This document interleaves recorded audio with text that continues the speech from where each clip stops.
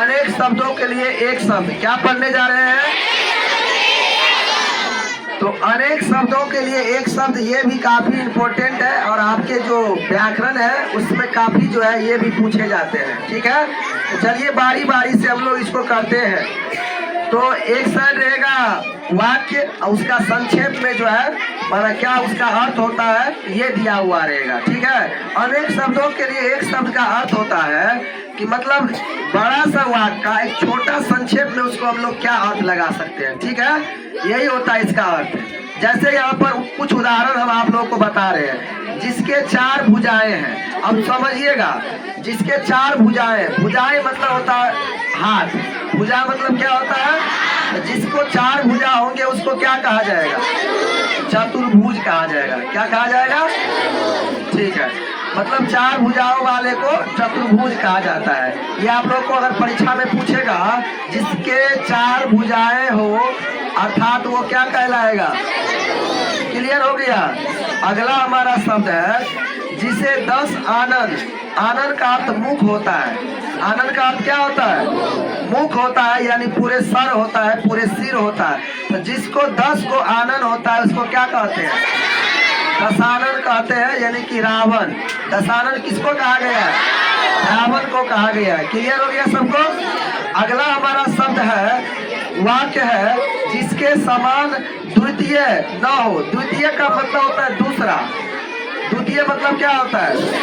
बड़ी ध्यान से गौर कीजिएगा। जिसके समान द्वितीय न हो मतलब जिसके समान दूसरा न हो उसको हम लोग बोलते हैं अद्वितीय। क्या बोलते हैं? अद्वितीय मतलब जिसके समान दूसरा कोई नहीं हो उसको हम लोग क्या कहेंगे? अद्वितीय कहेंगे। क्लियर हो गया? जिसके समान दूसरा कोई नहीं हो उसको क्या कहेंगे? अद्वितीय का अर्थ होता है जिसके समान दूसरा कोई नहीं हो। अर्थ लगा के पढ़िएगा तो इसमें याद नहीं करना पड़ेगा। अर्थ लगा के अगर आप पढ़िएगा तो इसमें याद नहीं करना पड़ेगा। चलिए आगे देखते हैं। जिसके हृदय में दया न हो, निर्दय। जिसके हृदय में दया नहीं हो उसको क्या कहेंगे? अच्छा सुनिए, एक होता है दया और उसमें नी उपसर्ग लग जाता है तो हो जाता है निर्दय। क्या हो जाता है? और आप लोगों को याद होगा नी उपसर्ग का मतलब होता है नकारात्मक।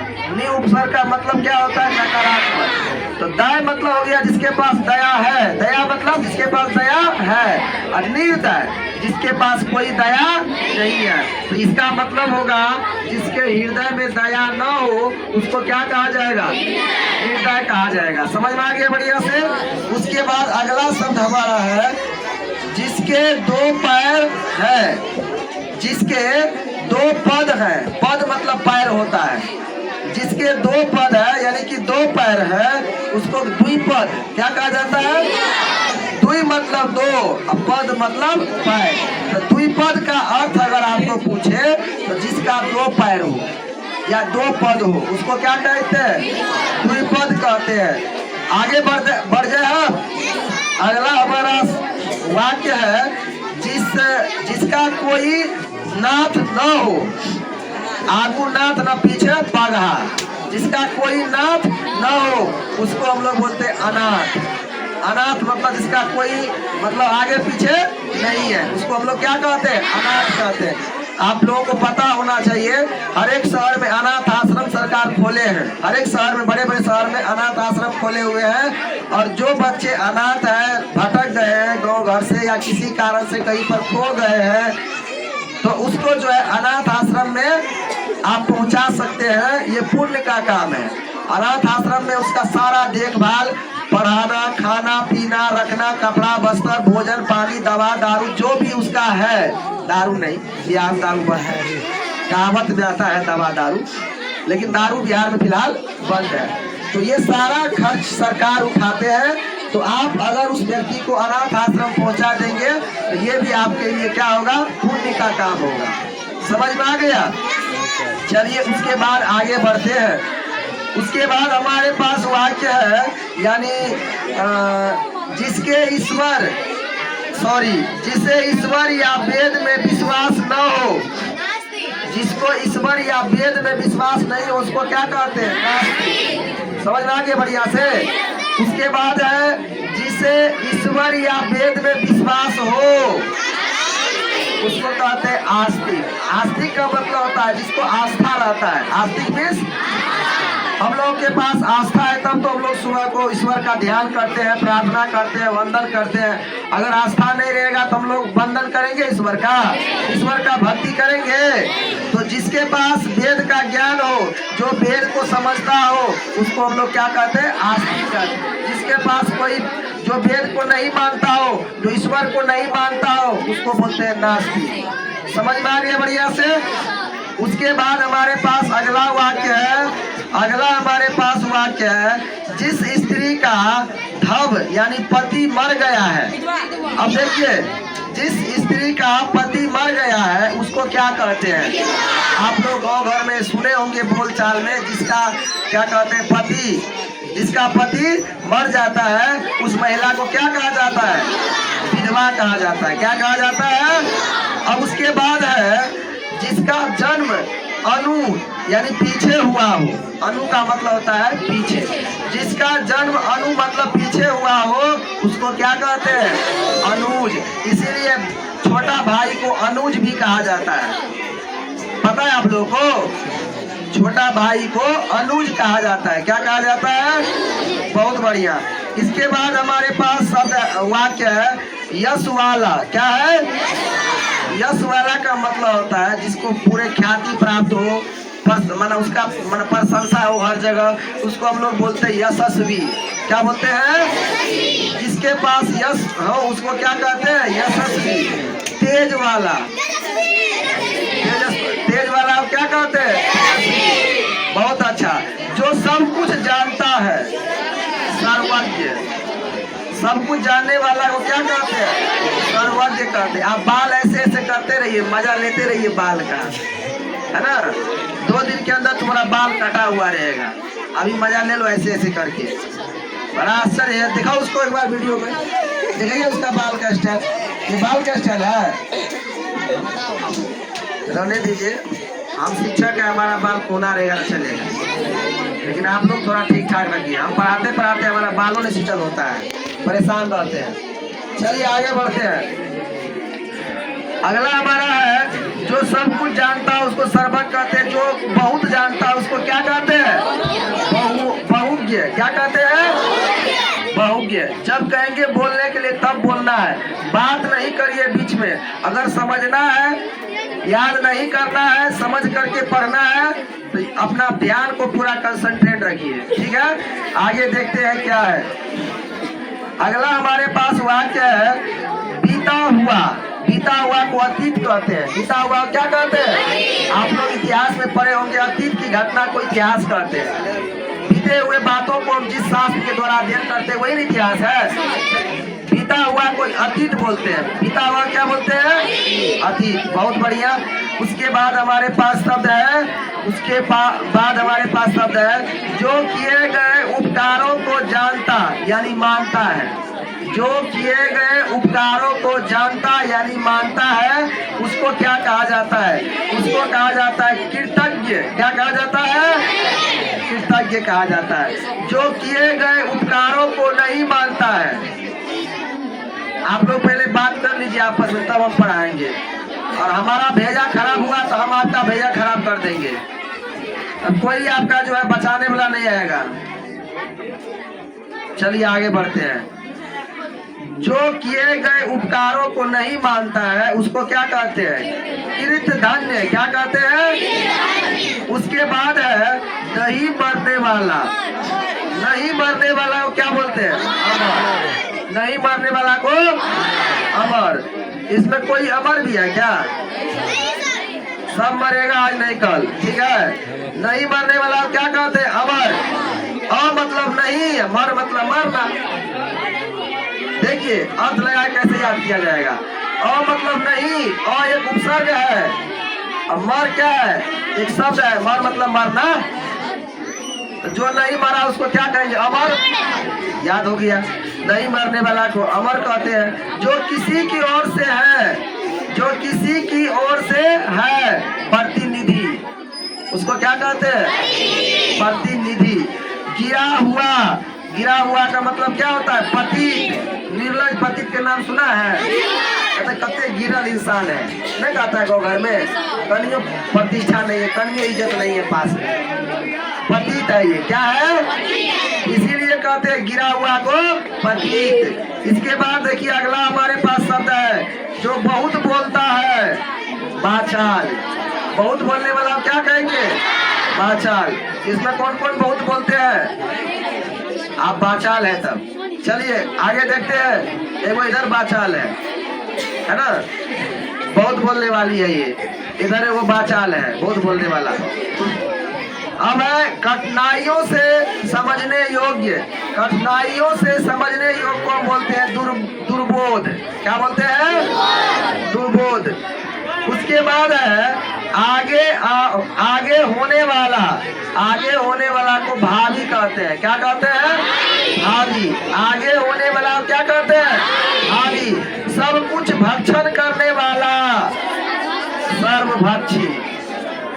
सब कुछ भक्षण करने वाला क्या कहते हैं, सर्वभक्षी। जैसे कुत्ता हो गया, जानवर में कुत्ता है जो सब कुछ का भक्षण करता है, भात रोटी दाल चावल सब खाएगा, मांस मछली भी दे देगा तो खा जाएगा, दुनिया का हर चीज खा जाएगा, तो वो क्या कहलाया, सर्वभक्षी। कौवा भी सर्वभक्षी में आता है। चलिए आगे बढ़ते हैं। उसके बाद है जिसकी उपमा न हो, अनुपम। जिसकी उपमा न हो, जो नहीं हो सकता है, जो नहीं हो सकता है। दुनिया में कौन का ऐसा काम है जो असंभव है, कोई बता सकते हैं, कोई काम ही नहीं है दुनिया में जो असंभव है। ऑल वर्क इज पॉसिबल, समझ गया, सभी काम क्या है, संभव है। बस करने वाला के लिए एक संकल्प, एक दृढ़ निश्चय होना चाहिए। उसके बाद हाँ जुनून होना चाहिए। उसके बाद है जो नहीं हो सकता उसको क्या कहते हैं, असंभव। जो नहीं हो सकता उसको क्या कहते हैं, असंभव। अब जैसे क्या नहीं होगा हम बता देते हैं। अभी बादल नहीं लगा है, हम कहेंगे वर्षा हो तो होगा। अगर हम कहेंगे वर्षा, अभी बादल नहीं लगा वर्षा हो तो होगा। ये प्रकृति का देन है। तो प्रकृति का जो घटने वाला घटना है उसको हम लोग नहीं कर सकते हैं, वो स्वतः होगा, किसी के करने से ये काम संभव नहीं है। चलिए इसके बाद देखते हैं। उसके बाद है जो आमिष, आमिष का अर्थ होता है मांस। आमिष का अर्थ क्या होता है, मांस नहीं खाता, उसको बोलते हैं निरामिष। क्या बोलते हैं, निरामिष। और जो अक्षर जानता है उसको बोलते हैं साक्षर। मतलब पढ़े लिखे लोग साक्षर कहलाते हैं, और जो पढ़े लिखे नहीं है, जिसको अक्षर का बोध नहीं है, उसको क्या कहेंगे, निरक्षर। क्या कहेंगे, जो अक्षर को नहीं जानता उसको क्या कहेंगे। आप लोग अक्षर को जानते हैं, क्यों जानते हैं, क्योंकि आप लोग पढ़े लिखे विद्यार्थी है ना। चलिए उसके बाद है जो स्वार्थ यानी अपनी ही भलाई चाहता है। बहुत लोग दुनिया में स्वार्थी है, हमेशा अपनी भलाई चाहता है, उसको क्या कहते हैं, स्वार्थी बनना अच्छी बात है कि बुरी बात है, बोलिए। स्वार्थी बनना बुरी बात है, स्वार्थी नहीं बनना चाहिए। स्वार्थी कौन है, जानवर है, अपने पेट के लिए सोचता है। दो वो कुत्ता रहेगा खड़ा है, रोटी फेंको, दोनों उसी में हवस मारेगा। वो बलशाली जो रहेगा वो दोनों लेके भाग जाएगा, उसको टुकुर टुकुर देखते रहेगा। बगल वाला कुत्ता कमजोर जो रहेगा, उसके पास थोड़ी है कि मान लीजिए एगो हम खा लेते वो उसको दे देते हैं, वो भूखल होगा कटे दिन से, तो वो क्या है, स्वार्थी है। क्या है वो, लेकिन मनुष्य को स्वार्थी नहीं होना चाहिए। दो आदमी भूखे हो, अगर थोड़ा भोजन कहीं से आपको मिला हो तो दोनों आदमी बांट कर खाना चाहिए। चलिए आगे बढ़ते हैं। जो परमार्थ दूसरों की भलाई चाहता है, परमार्थ मतलब होता है दूसरों की भलाई, तो उसको बोलते हैं परमार्थी। दूसरों को भलाई चाहता है उसको क्या कहते हैं, परमार्थी। शांति बनाए तो समझ में आता है ना, हल्ला करने में समझ में आता है, इसीलिए शांति बना के रखिए। और जो अगल बगल में हल्ला करता है उसको भी थोड़ा समझाइए। आशा से अधिक को बोलते हैं आशातीत। आशा से अधिक को क्या बोलते हैं, आशातीत। थोड़ा हम फास्ट में चलते हैं, ठीक है, क्योंकि हमको पूरा खत्म करना है। उसके बाद है जो पर दूसरों के अधीन हो, पराधीन। पर मतलब होता है दूसरा, अधीन मतलब उसके अंदर। हमारा देश पहले किसके अधीन था? अंग्रेज के अधीन था, इसीलिए पराधीन कहलाया था। क्या कहलाया था? पराधीन। जो दूसरों के अधीन थे, भारत पराधीन थे किसके? अंग्रेज के, ब्रिटिश शासन के पराधीन थे। तो पराधीन मतलब दूसरों के अधीन। उसके बाद है जो देखने में प्रिय लगता है, प्रियदर्शी। बहुत बढ़िया। जो देखने में प्रिय लगता है उसको क्या कहते हैं? जो जन्म से अंधा है उसको बोलते हैं जन्मांध। क्या बोलते हैं? जन्मांध। जो नष्ट होने वाला है, जो नष्ट होने वाला है उसको क्या कहते हैं? नश्वर। उसके बाद है आंखों के सामने प्रत्यक्ष। दो तरह की घटना होती है, एक प्रत्यक्ष घटना, एक अप्रत्यक्ष घटना। प्रत्यक्ष घटना उसको कहते हैं जिसको आप देखे अपने आंख से, और अप्रत्यक्ष घटना उसको कहते हैं जिसमें आप कान से सुने हैं। समझे कि नहीं समझे? अप्रत्यक्ष में आप कान से सुनते हैं किसी के द्वारा, अप्रत्यक्ष में आप अपने आंख से। कबीर दास जी किसको विश्वास करते हैं? किस घटना को? आखिर देखिए, यानी प्रत्यक्ष को विश्वास करते हैं। और कबीर दास जी। चलिए आगे बढ़ते हैं। उसके बाद अपने परिवार के साथ, अपने परिवार के साथ वाला क्या कहते हैं? सपरिवार। अपने परिवार के साथ मतलब सपरिवार। उसके बाद है जो स्त्री कविता लिखती है उसको बोलते हैं कवित्री। जो स्त्री कविता लिखती है उसको बोलते हैं कवि, और जो पुरुष कविता लिखता है उसको कवि कहते हैं। पढ़ाए थे आप लोग को हिंदी में। बहुत बढ़िया। जो शत्रु की हत्या करता है उसको बोलते हैं शत्रुधन। शत्रुधन। क्या बोलते हैं? जो शत्रु की हत्या करता है उसको क्या बोलते हैं? शत्रुधन। और जो मांस का आहार करता है, मांसाहारी है। में कितने लोग मांसाहारी है? थोड़ा हाथ उठाइए। अच्छा चलो, मांसाहारी है, सर्वोहारी है। मांसाहारी कौन है इसमें? दिखाइए इधर। ये सभी बच्चे मांसाहारी है। देखिए आप लोग चारों ओर घुमाइए आराम से। ये सभी बच्चे मांसाहारी है। हाथ नीचा कीजिए, मांस खिलाएंगे आप लोग को। हाथ नीचे कीजिए। हाथ नीचे करता है खाने के लिए। चलिए आगे बढ़ते हैं। मांस नहीं खाओ, सात्विक भोजन करो, सात्विक। उसके बाद है जो शाक का आहार करता है उसको क्या कहते हैं? शाकाहारी। क्या कहते हैं? हम क्या है?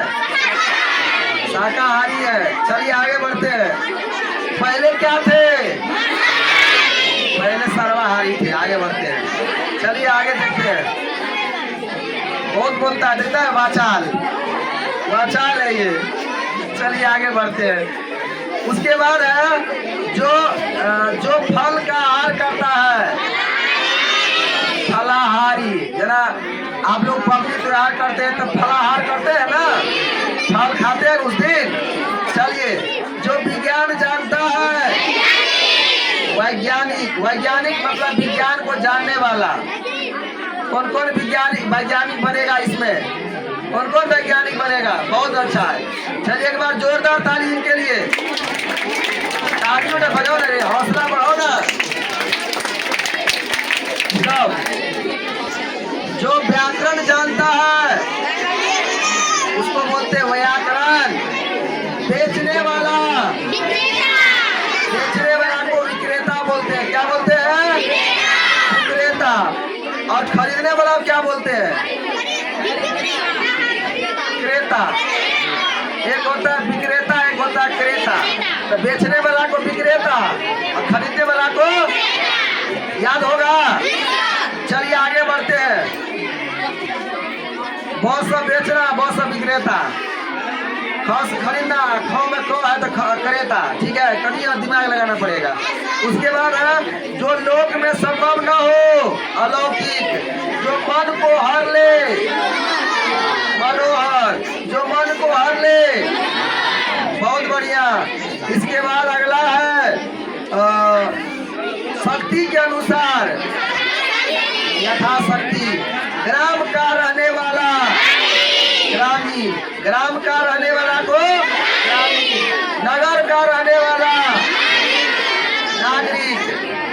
नगर मतलब शहर, ग्रामीण मतलब गांव, गांव में रहने वाला को ग्रामीण कहते हैं, शहर में रहने वाला को नागरिक कहते हैं, नागरिक सॉरी नागर या नागरिक कहते हैं। चलिए आगे बढ़ते हैं। नया, नया मतलब तुरंत का, जन्मा हुआ, तुरंत जन्मा हुआ वो क्या कहते हैं? नवजात। जब बच्चा जन्म लेता है उसमें वो नवजात शिशु कहलाता है। क्या कहलाता है? नव मतलब नया, नया जन्मता है ना। पुत्र की बधू, पुत्र बधू, पुत्र की बधू क्या कहते हैं? पुत्र बधू। बहुत बढ़िया। पुत्र का पुत्र, पौत्र, पुत्र का पुत्र को यानी कि पोता। चलिए आगे बढ़ते हैं। जो धर्म करता है, धर्मात्मा, सभी धर्म करिएगा, धर्मात्मा बनिए सभी। जो सांप पकड़ता है, वही देखे कौन कौन बात करता है आपस में। जो सांप पकड़ता है उसको सपेरा कहते हैं, ठीक है। बीन बजाते रहता है ना। यात्रा करने वाला को यात्री। जब आप यात्रा पे निकलेंगे ना कहीं तो आप यात्री कहलाएंगे। क्या कहलाएंगे? हम कभी उधर रंगापटना जाते हैं ना, हम यात्री रहते उस समय में। क्या रहते हैं? यात्री। उसके बाद देखते हैं आगे। अगला हमारा है जहाँ लोगों का मिलन हो, जहाँ लोगों का मिलन हो सम्मेलन। जहाँ नदियाँ का मिलन हो संगम, जहाँ नदियाँ का मिलन हो संगम। सुख देने वाला सुखद, सुख देने वाला क्या कहते हैं? और दुख देने वाला को दुखद, दुख देने वाला को दुखद। जिसका उदर लंबा हो, उदर मतलब कथी? अर्थात श्री गणेश। गणेश भगवान उदाहरण लेते हैं हम लोग। गणेश भगवान का पेट थोड़ा नमहर रहता है, इसलिए उसको लंबोदर कहा गया है। क्या कहा गया है? बहुत बढ़िया।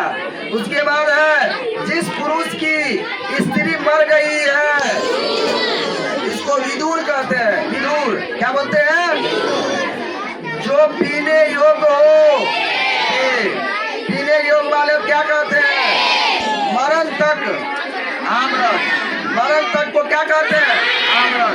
जन्म भर आजन्म, जन्म भर मतलब आजन्म। समान उदर से जन्म लेने वाला, समान उदर मुझे जी, एक ही पेट से जन्म लेने वाला। जैसे आप 3 भाई बहन है, एक ही माँ के गर्भ से, एक ही माँ के पेट से जन्म लिए हैं, आप हुए सहोदर। क्या हुए? वैसे सहोदर पितियोत, घर में सहोदर पितियोत।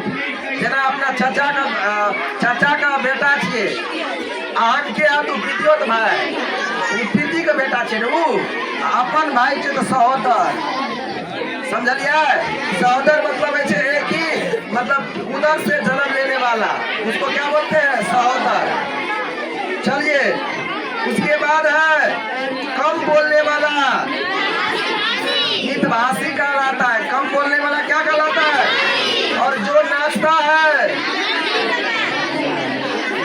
ऐसे ही नाचता है, उसको क्या कहते हैं? जो नाचता, नर्तक या नृत्यकार या नर्तकी, लड़की नाचती है उसको क्या कहते हैं? नर्तकी। चलिए इसी के साथ अच्छा कुछ और है, सॉरी 2-3 को बच गया। जो अभिनय करता है, अभिनेता, अभिनय बुझता है ना, रोल खेलता है, नाटक और हो गया, फिल्म सब बनता है, कहानी सब में, उसमें जो रोल करता है उसको क्या बोलते हैं? अभिनेता बोलते हैं। क्या बोलते हैं?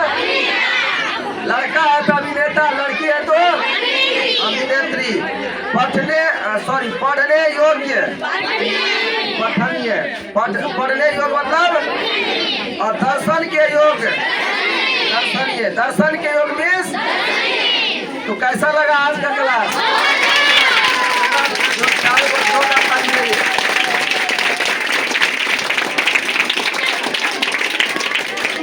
चलिए बहुत बहुत